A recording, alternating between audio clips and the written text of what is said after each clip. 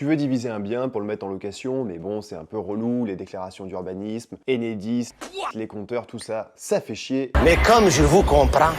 En soi, tu te dis que tu pourrais juste faire les travaux dedans, tu dis rien à personne, tu loues comme ça et on s'embête pas. De toute façon, qui va venir contrôler ce qui se passe à l'intérieur de ton immeuble? Comme je te comprends, c'est toujours pareil, pas vu, pas pris. Pour moi, il y a plusieurs problèmes avec ça. Déjà, pour ton exploitation locative, tu ne seras pas dans la légalité si tu as un seul compteur pour plusieurs logements. Malheureusement, tu n'as pas le droit de revendre de l'électricité à tes locataires, même si beaucoup le font et moi je l'ai déjà fait aussi.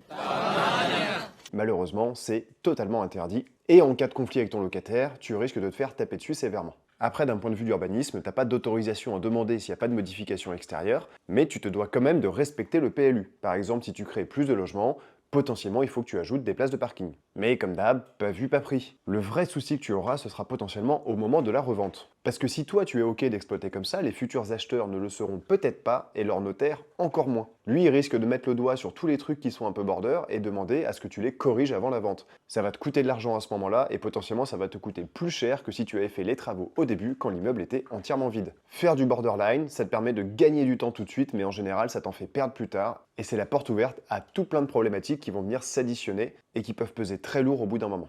Concentre-toi pour faire du propre, du légal et du durable.